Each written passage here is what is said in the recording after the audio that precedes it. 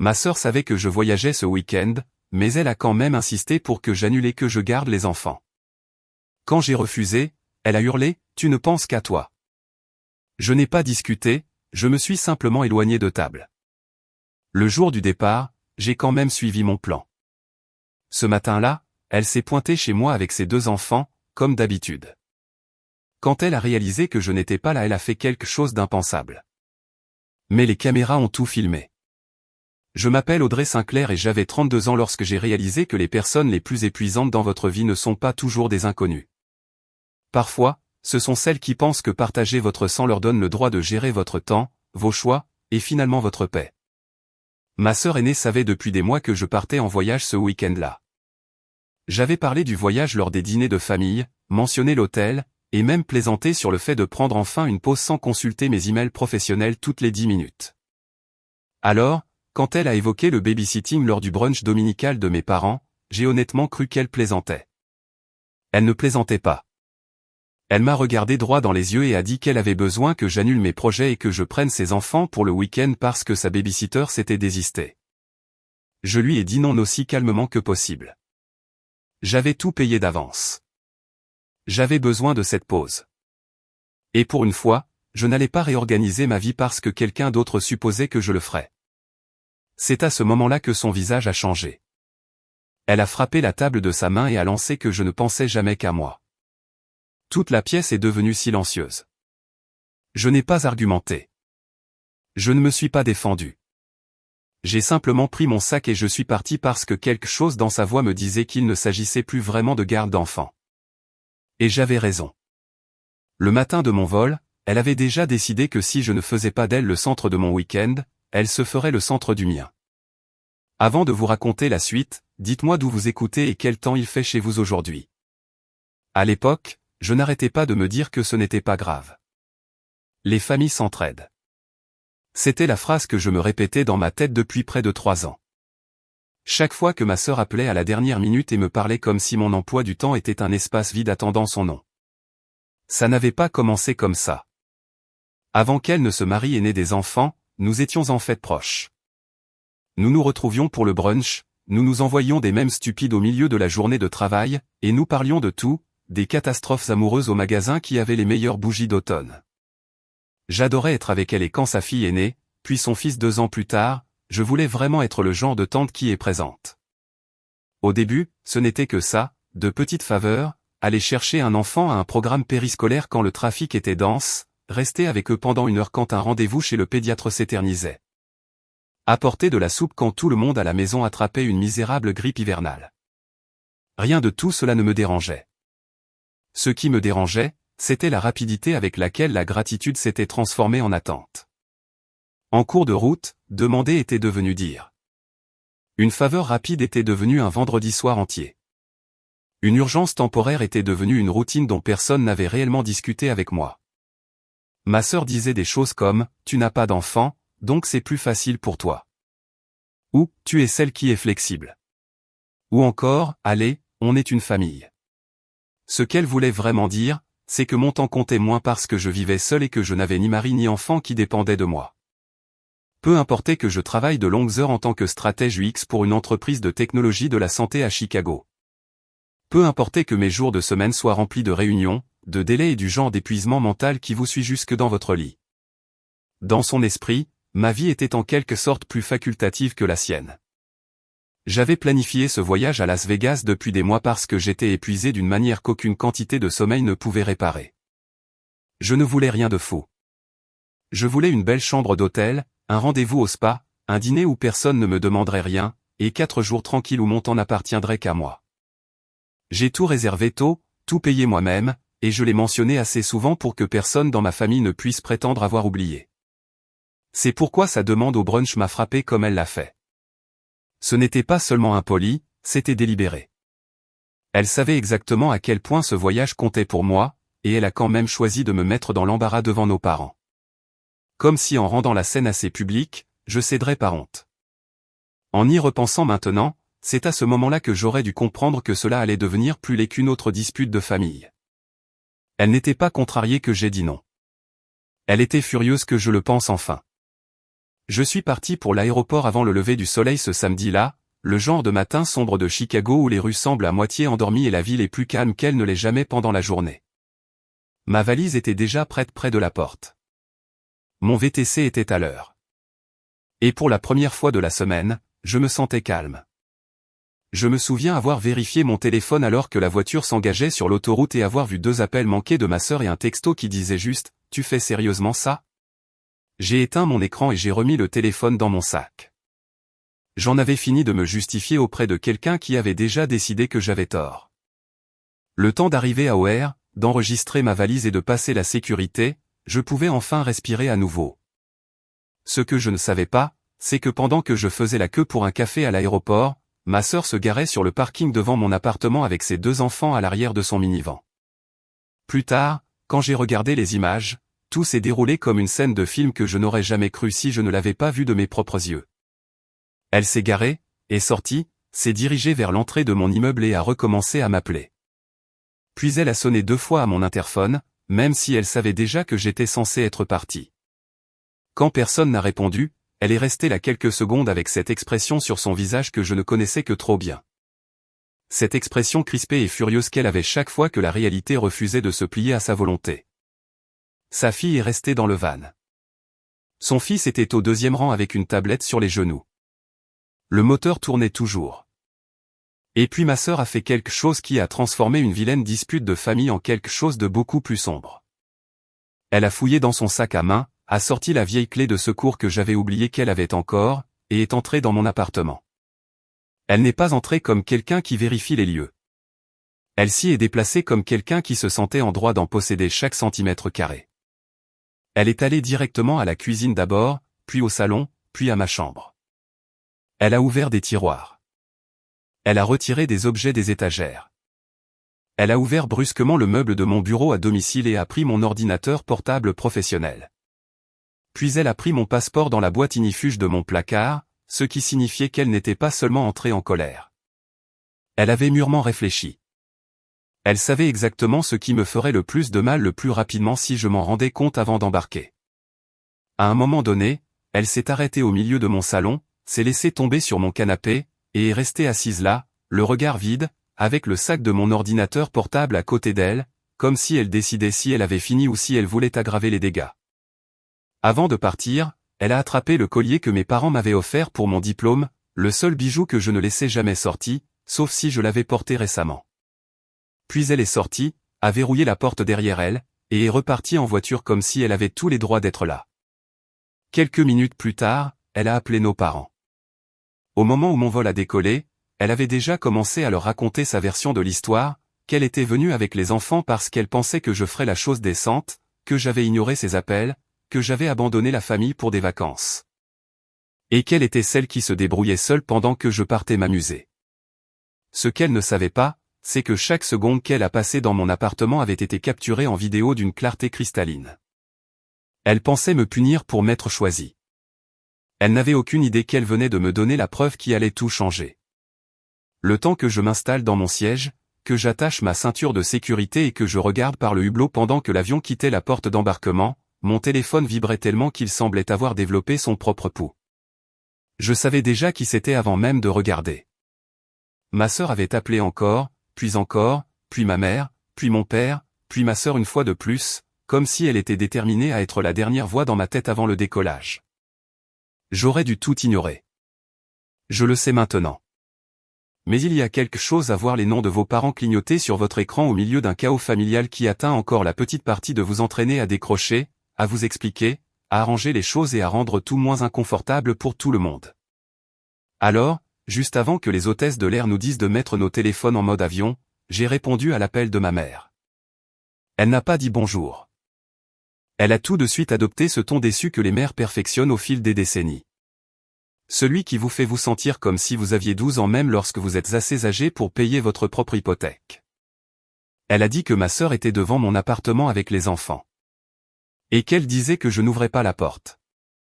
Elle a dit que les enfants étaient confus et contrariés. Elle a dit que toute cette histoire était allée trop loin et m'a demandé, d'une voix tremblante d'accusation, si un week-end de voyage comptait vraiment plus pour moi que la famille.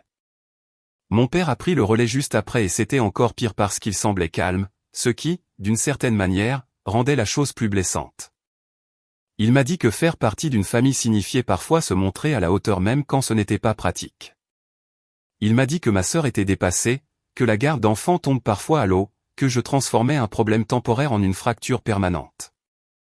Et me voilà, 32 ans, attaché dans un siège d'avion que j'avais payé avec mon propre argent, écoutant deux personnes qui auraient dû mieux me connaître me parler comme si j'abandonnais un bambin sur le bord de la route au lieu de faire un voyage que j'avais prévu depuis des mois. Je les ai laissés finir. Je n'ai pas interrompu. Je n'ai pas haussé la voix. Je n'ai pas mentionné le fait que leur version des événements provenait de la seule personne de la famille capable de transformer n'importe quel inconvénient en une tragédie personnelle avec elle-même au centre. J'ai juste écouté jusqu'à ce qu'il y ait une pause, puis j'ai dit très calmement, je n'ai laissé personne en plan. Je lui ai dit non il y a 6 jours. Je lui ai de nouveau dit non au brunch. Si elle a choisi de venir quand même, c'était sa décision, pas mon urgence. Ma mère a brusquement inspiré comme si je l'avais giflé. Mon père a commencé à dire quelque chose sur la compassion, mais je l'ai interrompu avant que l'un d'eux ne puisse construire un autre discours sur pourquoi mes limites étaient en quelque sorte un défaut de caractère. Je leur ai dit de vérifier leurs emails dans 5 minutes. Puis j'ai mis fin à l'appel. Ce que je leur ai envoyé n'était pas une tentative désespérée de racheter leur approbation. C'est important. Je dois le dire clairement car ma sœur a aussi essayé de déformer cette partie plus tard. 3 semaines avant tout cela, j'avais réservé un séjour de 3 jours en chalet pour mes parents dans les Wisconsin Dells. Mon père avait passé des années à dire combien les matins tranquilles près de l'eau lui manquaient. Et ma mère disait toujours qu'elle voulait une vraie journée au spa où personne ne lui demanderait de cuisiner, de nettoyer, de recevoir ou de faire quoi que ce soit pour qui que ce soit. J'avais trouvé un complexe avec vue sur le lac, un forfait golf pour lui, un massage et un crédit spa pour elle, et une petite terrasse privée où il pourrait s'asseoir avec un café et sentir que les retraités avaient vraiment le droit de profiter de leur retraite. J'avais tout payé et je prévoyais de le leur offrir le week-end suivant comme surprise. Mais assise dans cet avion, à les écouter remettre en question mon caractère parce que ma sœur avait appelé en premier et pleuré le plus fort, j'ai réalisé que j'en avais assez de laisser les autres me définir avant même d'avoir eu la chance de parler. Alors je leur ai transféré la confirmation de réservation, l'itinéraire prépayé, les détails de la réservation, tout. Puis j'ai envoyé un court message en dessous. C'était censé être votre cadeau pour le week-end prochain. Je l'ai réservé il y a des semaines parce que je vous aime. Je ne suis pas égoïste de prendre mon propre voyage et je ne suis pas responsable d'un problème que je n'ai pas créé. J'espère que vous en profiterez. Puis j'ai éteint mon téléphone. Pendant les 4 heures suivantes, je n'avais aucune idée de la réaction qui m'attendait au sol. Et honnêtement, ce silence a été la première paix que j'ai ressentie depuis des jours. Quand j'ai atterri à Las Vegas et rallumé mon téléphone, le déluge a commencé immédiatement. Ma mère avait texté en premier. Son message était plein de points d'exclamation, d'émojis cœur et d'incrédulité. Elle a dit qu'il n'en avait aucune idée. Elle a dit que le chalet avait l'air magnifique. Elle a dit que c'était incroyablement généreux. Le texto de mon père est arrivé juste après et lui ressemblait beaucoup plus. Juste quelques lignes posées disant qu'il appréciait l'attention, qu'il avait parlé trop vite plus tôt et qu'il m'appellerait plus tard. Puis est venue ma sœur. Son message n'avait rien du faux chagrin qu'elle utilisait avec nos parents. C'était du pur vitriol. Alors c'est ce que tu fais maintenant ? Tu achètes les gens pour avoir le beau rôle. J'ai fixé ce texto au milieu de l'aéroport pendant que les gens roulaient leurs valises autour de moi, riaient et se dépêchaient vers la récupération des bagages. Et tout ce que je pouvais penser, c'est qu'elle ne s'entendait vraiment pas. Dans son esprit, j'étais manipulatrice d'offrir à nos parents un cadeau que j'avais déjà prévu. Mais elle était parfaitement justifiée d'instrumentaliser leurs émotions pour me punir de ne pas avoir fait de babysitting. Je n'ai pas répondu. Je n'en avais pas besoin. Pour une fois, j'avais dit ce que j'avais à dire et j'en étais resté là. Mes parents m'ont appelé plus tard ce soir-là, après que je me sois installé à mon hôtel. Je me tenais près de la fenêtre dans une chambre avec vue sur le strip, la ville commençant à s'illuminer dehors alors que le soleil se couchait. Ma mère semblait plus légère que ce matin-là, presque embarrassée. Elle m'a de nouveau remercié pour le chalet et m'a demandé pourquoi je n'en avais pas parlé plus tôt. J'aurais pu être mesquine. J'aurais pu lui dire que les surprises ne fonctionnent que lorsque les gens ne supposent pas le pire de vous avant d'entendre votre version des faits, mais j'étais trop fatigué pour me battre en rond. Alors, j'ai simplement dit que je voulais que ce soit une surprise et j'ai laissé tomber. Mon père s'est excusé plus directement, pas de manière spectaculaire, mais suffisamment. Il a dit qu'il avait réagi à la version des événements qu'il avait entendue en premier. Il a dit qu'il aurait dû appeler pour demander, pas pour accuser. Ce n'était pas parfait, mais c'était important. Pour la première fois de la journée, j'ai senti le sol bouger un peu sous l'histoire que ma sœur avait tenté de construire, et c'est cela, plus que le chalet lui-même, qu'elle ne pouvait pas supporter. Elle s'était attendue à ce que nos parents se rallient à elle. Elle s'était attendue à ce que je passe mon week-end à me défendre pendant qu'elle jouait la mère surmenée poussée à bout par sa sœur égoïste. Au lieu de cela, leur colère s'est calmée, leur ton s'est adouci, et le projecteur qu'elle avait dirigé sur moi a commencé à revenir vers ses choix. Elle sentait le contrôle lui échapper, et elle détestait ça. Le jour suivant, c'est devenu encore plus évident. Mes parents ont accepté le voyage et ont commencé à parler des dates, de ce qu'ils allaient emporter, si le temps là-haut serait assez chaud pour que ma mère s'assoie dehors le matin avec son café. Ils semblaient excités, soulagés même. Ma mère m'a envoyé une capture d'écran d'une paire de sandales qu'elle envisageait d'apporter. Mon père a demandé si le terrain de golf du complexe proposait la location de club. Cela aurait été charmant s'il n'y avait pas eu cette vilaine vérité sous-jacente, à savoir que leur déception à mon égard s'était évaporée dès qu'on leur a rappelé que j'étais utile d'une manière qui leur plaisait. Cette prise de conscience m'est restée plus longtemps que je ne l'aurais voulu. J'aimais mes parents. Je les aime toujours. Mais l'amour ne vous aveugle pas éternellement une fois que vous commencez à remarquer des schémas. Ma sœur voulait des choses de moi de la manière la plus agressive possible. Mes parents voulaient des choses de moi dans une version plus douce et socialement acceptable. Elle exigeait. Ils s'attendaient. Elle explosait. Ils mettaient la pression. Elle utilisait la culpabilité comme un marteau. Il l'utilisait comme une main sur l'épaule. Des styles différents, la même hypothèse que je serais celle qui céderait parce que céder était devenu mon rôle dans la famille. C'est une partie de ce qui a changé pour moi lors de ce voyage. Et cela a changé avant même que je sache ce qu'elle avait fait dans mon appartement. Le week-end était censé être consacré au repos. Et à certains égards, ce fut le cas. J'ai eu un long massage qui m'a fait réaliser à quel point je portais de tension dans mes épaules sans m'en rendre compte. J'ai assisté à un spectacle si beau et étrange qu'il m'a complètement sorti de ma propre vie pendant 2 heures d'affilée. J'ai dîné seul dans un restaurant où personne ne m'a interrompu, personne ne m'a demandé de faveur, et personne ne s'attendait à ce que je résolve leur catastrophe de dernière minute avant le dessert. Mais sous tout cela, quelque chose en moi avait commencé à durcir de manière saine. Pas de l'amertume, de la clarté. Je voyais la forme des choses plus clairement qu'auparavant. Ma sœur ne demandait pas d'aide toutes ces années parce qu'elle n'avait nulle part où se tourner. Elle demandait parce que j'étais la personne la plus facile à pressurer. Et quand la facilité n'a plus été disponible, elle a intensifié. Mes parents n'avaient pas remis en question son histoire au début parce qu'à un certain niveau, ils étaient toujours plus à l'aise avec moi faisant des sacrifices qu'avec elle faisant face aux conséquences. Le séjour au chalet n'a pas corrigé cette vérité. Il a juste interrompu le scénario assez longtemps pour que je puisse respirer. Et pendant que je respirais l'air sec du désert et que j'essayais pour la première fois depuis longtemps de profiter de quelque chose sans culpabilité, ma sœur était de retour en Illinois, de plus en plus en colère d'heure en heure. Je ne savais pas encore jusqu'où cette colère était déjà allée. Je savais seulement qu'elle avait perdu la réaction qu'elle voulait. Et avec des gens comme elle, perdre le contrôle n'est jamais la fin de l'histoire. C'est généralement le moment où ils décident de faire quelque chose de pire.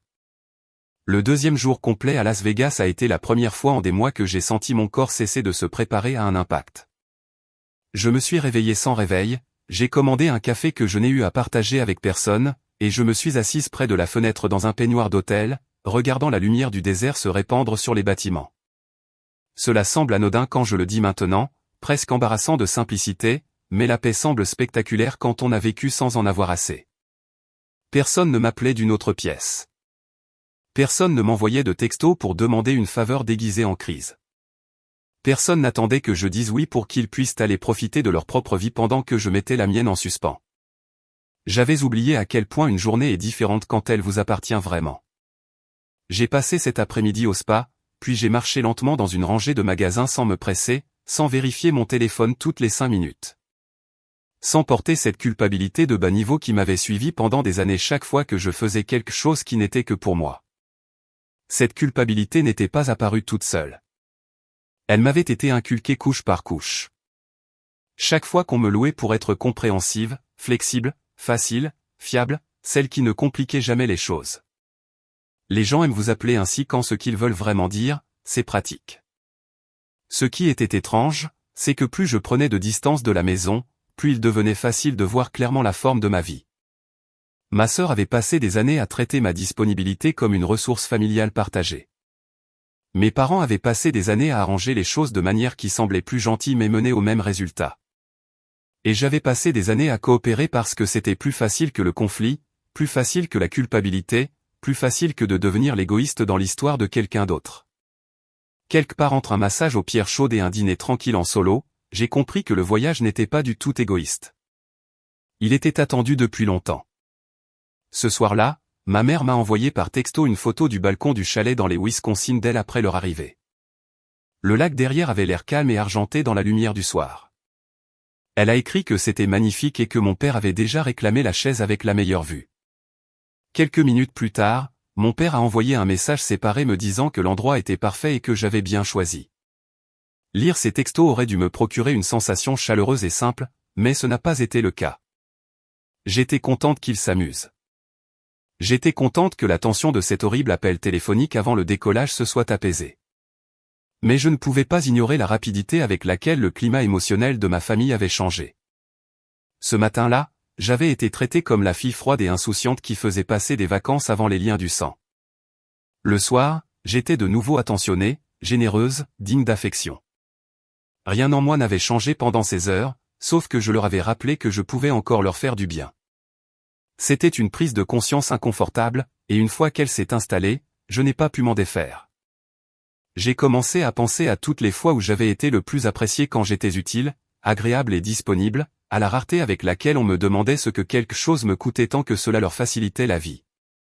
La vérité était que ma sœur n'était pas la seule à s'être habituée à ce que je cède. Elle était juste la plus bruyante à ce sujet. Pendant ce temps, ma sœur était devenue étrangement silencieuse. Après ce vilain texto m'accusant d'acheter nos parents, elle a complètement cessé d'envoyer des messages. Au début, j'ai pensé qu'elle était peut-être enfin embarrassée. Peut-être que nos parents l'avaient repoussée plus fermement que d'habitude. Peut-être que son mari était intervenu et lui avait dit qu'elle était allée trop loin. Mais le silence de quelqu'un comme elle ne semblait pas paisible. Il semblait lourd. Elle n'était pas du genre à se calmer et à réfléchir. Elle était du genre à se taire quand elle remaniait l'histoire dans sa tête, essayant de décider comment reprendre le contrôle. Ce sentiment de malaise m'a accompagné jusqu'au lendemain matin. J'ai remarqué que j'avais 2 notifications de détection de mouvement de mon application de caméra d'appartement, enfouies sous des mises à jour de voyage et des emails promotionnels. J'ai failli les ignorer.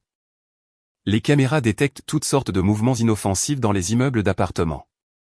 Des changements de lumière, des livreurs, des contrôles de maintenance.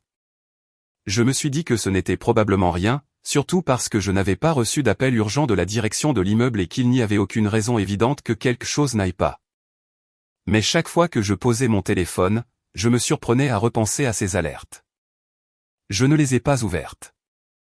Une partie de moi ne voulait pas gâcher la dernière partie de mon voyage avec une nouvelle spirale d'anxiété familiale. Une partie de moi croyait encore, ou peut-être voulait croire, que même ma sœur avait des limites. Elle pouvait crier, culpabiliser, manipuler et recruter nos parents. Mais sûrement n'était-elle pas assez imprudente pour faire quoi que ce soit au-delà de ça. Sûrement y avait-il encore une ligne qu'elle ne franchirait pas. Alors j'ai fait taire cette pensée de la même manière que j'en avais fait taire tant d'autres dans cette famille. Je me suis dit de ne pas être dramatique. Je me suis dit que je réfléchissais trop.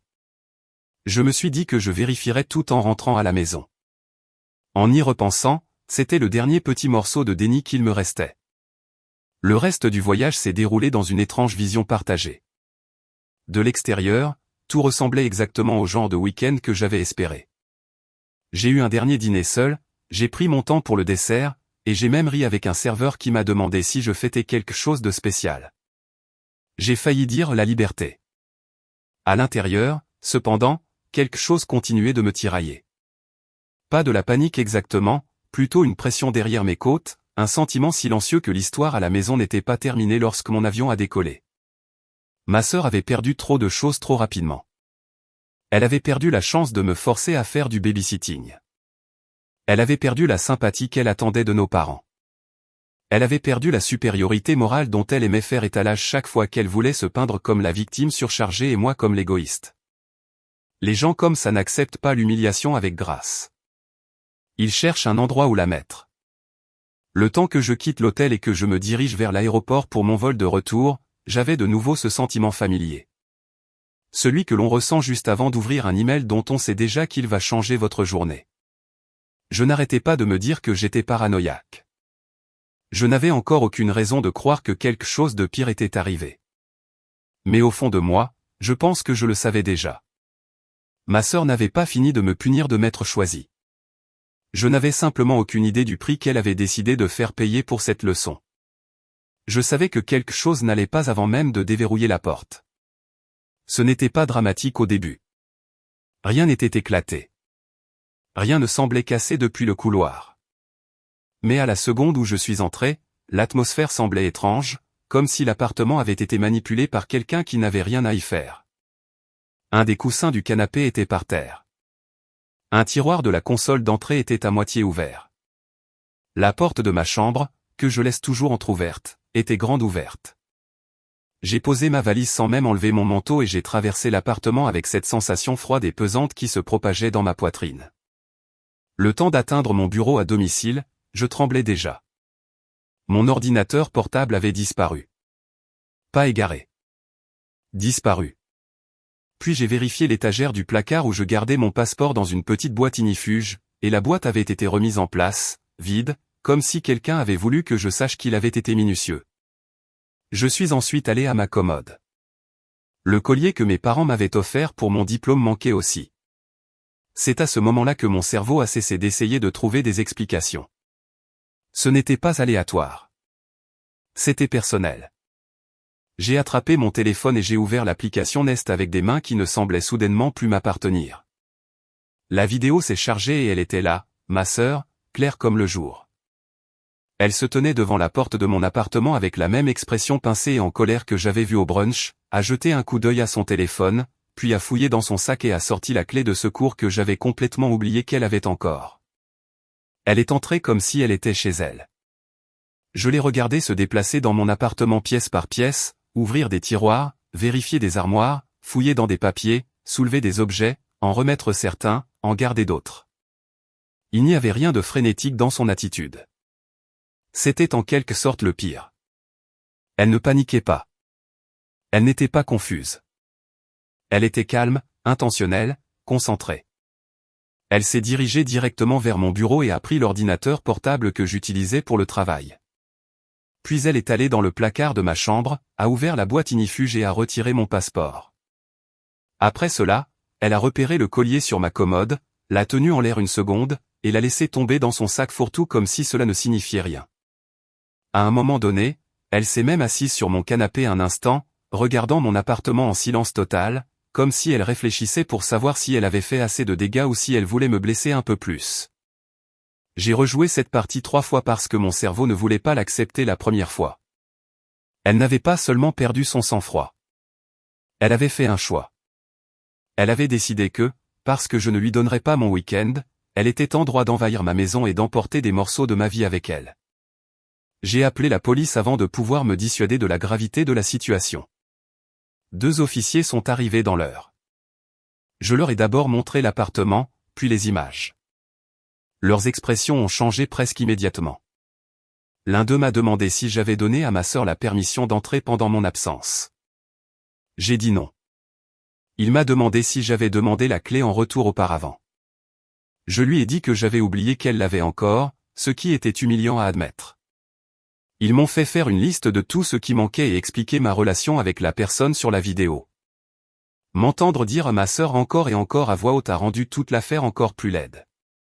L'un des officiers a dit très prudemment que ce n'était pas un malentendu. Entre la violation de domicile, les images et la valeur des objets volés, c'était grave. Ce mot a atterri plus durement que je ne l'avais prévu. Grave. Pas un drame familial. Pas une dispute désordonnée, pas des sœurs qui se battent. Grave. Ils l'ont contactée le soir même. Au début, elle a prétendu qu'elle était seulement venue vérifier mon appartement parce qu'elle s'inquiétait pour moi qui voyageais seul. Puis elle a changé sa version et a dit qu'elle pensait que je voudrais qu'elle prenne quelques affaires pour les mettre en sécurité. Aucune des excuses n'a duré très longtemps une fois qu'ils lui ont dit qu'il y avait une vidéo. Mon ordinateur portable et mon passeport ont été retrouvés chez elle le lendemain. Le collier y était aussi, enfoui au fond du tiroir de sa table de nuit. Quand mes parents sont venus et que je leur ai montré les images moi-même, ma mère a couvert sa bouche et a commencé à pleurer à la seconde où la vidéo a montré ma sœur soulevant ce collier de ma commode. Mon père n'a rien dit pendant un long moment. Il est juste resté là, la mâchoire serrée et les yeux fixés sur l'écran, regardant la fille qu'il avait défendue se transformer en quelqu'un qu'il ne pouvait plus expliquer. Et pour la première fois depuis que tout cela avait commencé, personne ne m'a demandé d'être compréhensive.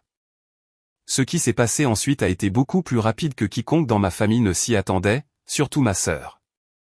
Les gens aiment dire que le système juridique prend une éternité, et c'est souvent le cas, mais une preuve vidéo claire a le don de balayer les excuses. Une fois que la police a récupéré mon ordinateur portable, mon passeport et mon collier de sa maison, l'histoire qu'elle avait tenté de construire s'est effondrée presque du jour au lendemain. Ce n'était plus une mère blessée en pleine dépression ou une sœur stressée prenant une mauvaise décision dans le feu de l'action. C'était une violation de domicile, un vol et des représailles délibérées, le tout documenté image par image. Le procureur n'a pas traité cela comme un drame familial, et cela a compté plus que tout. Ma sœur a continué d'essayer de remodeler ce qui s'était passé en quelque chose de plus doux, quelque chose qui sonnait émotionnel plutôt que criminel. D'abord, elle a dit qu'elle était seulement entrée parce qu'elle s'inquiétait pour moi. Puis elle a dit qu'elle voulait me donner une leçon de responsabilité. Puis, quand même son propre avocat n'a pas pu rendre cela raisonnable, elle a essayé la version la plus proche de la vérité. Elle était en colère. Elle s'est sentie abandonnée. Elle pensait que je devais comprendre ce qu'était une vraie pression. Ce qu'elle ne semblait jamais comprendre, c'est qu'aucun de ses sentiments ne lui donnait la permission de franchir la ligne qu'elle avait franchie. Finalement, elle a accepté un accord de plaidoyer. Elle a évité la prison, mais pas les conséquences. Elle a été condamnée à 1 an de probation avec sursis et mise à l'épreuve, des mois d'assignation à résidence, un suivi psychologique obligatoire, des travaux d'intérêt général et un dédommagement lié aux dommages qu'elle a causés et à la perturbation de mon travail. Le juge a été particulièrement froid en soulignant que le fait d'être dépassé en tant que parent ne transformait pas la maison d'une autre personne en la sienne, ni ses biens en les siens. Ma sœur s'est tenue là et a pleuré au tribunal. Mais même alors, je n'ai pas entendu de véritables excuses. J'ai entendu de la frustration. J'ai entendu de l'apitoiement sur soi. J'ai entendu quelqu'un pleurer l'effondrement de sa propre image, pas le mal qu'elle avait fait. Et les conséquences juridiques ne se sont avérées être que le début. Son mari a finalement regardé la vidéo en entier après avoir passé des jours à essayer de croire qu'il devait y avoir un malentendu. Il n'y en avait pas. Il l'a vu utiliser la clé, se déplacer dans mon appartement, prendre mes affaires et partir comme si tout lui était dû. Une semaine plus tard, il a déménagé avec les enfants et a demandé le divorce. Mes parents ont cessé de la défendre après ça, non pas parce qu'ils sont soudainement devenus des personnes différentes, mais parce que les preuves leur avaient retiré leur refuge favori, qui était le déni. Mon père lui a dit qu'elle n'était plus la bienvenue chez eux tant qu'elle n'assumerait pas une réelle responsabilité pour ce qu'elle avait fait. Ma mère, qui m'avait un jour qualifié d'égoïste pour avoir pris cet avion, a rendu toutes les clés de rechange que ma famille avait jamais eues de mon appartement sans même que je le demande. L'aide financière de mes parents a également disparu. Fini l'argent d'urgence pour les factures. Fini les week-ends de garde d'enfants gratuits de leur part. Fini l'atterrissage en douceur. Chaque fois qu'elle créait le chaos dans sa propre vie, pour la première fois, elle devait rester assise dans le désordre qu'elle avait créé sans que quelqu'un se précipite pour amortir les conséquences. Cela, plus que la peine, a semblé la briser. Parce que la punition la plus dure pour des gens comme ma sœur n'est pas seulement de perdre de l'argent ou la liberté. C'est de perdre l'accès, de perdre le contrôle, de perdre la capacité de tordre l'histoire avant que quiconque puisse dire la vérité. Elle avait passé des années à croire que si elle insistait assez fort, culpabilisait assez longtemps ou pleurait assez fort, la famille se plierait autour d'elle. Cette fois, ce ne fut pas le cas. Cette fois, le dossier était permanent. La preuve était indéniable. Et cette fois, Je ne suis pas intervenu pour faciliter les choses pour qui que ce soit. J'aimerais pouvoir vous dire que la fin a été nette, qu'elle s'est transformée, s'est excusée et a reconstruit tout ce qu'elle avait détruit. Ce n'est pas ce qui s'est passé. Certaines personnes n'apprennent pas des conséquences. Elles en veulent simplement aux autres. Aux dernières nouvelles, elle disait encore à certains parents que j'avais ruiné sa vie pour une seule erreur. Mais à ce moment-là, j'avais compris quelque chose que j'aurais aimé apprendre des années plus tôt. Les personnes qui profitent de votre silence vous traiteront toujours de cruel lorsque vous direz enfin la vérité. La vraie fin n'était pas sa condamnation, ni son divorce, ni même l'expression sur son visage dans cette salle d'audience. La vraie fin était plus silencieuse que ça. C'était changer mes serrures. C'était reprendre ma paix. C'était comprendre que les limites ne sont pas des trahisons, même lorsque la famille les traite comme telles. Aimer les gens ne signifie pas les laisser vous utiliser. Aider la famille ne signifie pas abandonner votre maison, votre temps ou votre dignité. Et si quelqu'un vous punit pour vous être choisi une fois, croyez-moi, il ne demandait jamais de l'amour. Il demandait le contrôle. C'était la leçon qu'elle a payée cher pour m'enseigner, et c'est la seule chose qu'elle ne pourra jamais reprendre. Ces histoires sont entièrement fictives et sont créées pour transmettre des messages éducatifs, des réflexions profondes et des leçons positives à nos spectateurs. Le méchant de cette histoire n'a pas seulement franchi une ligne. Elle a détruit la confiance, abusé des liens familiaux et traité l'amour comme un outil de contrôle. Si vous étiez dans cette situation, comment réagiriez-vous face à quelqu'un comme elle après tout ce qu'elle a fait? Lui pardonneriez-vous, couperiez-vous les ponts, ou vous assureriez-vous qu'elle fasse face à toutes les conséquences?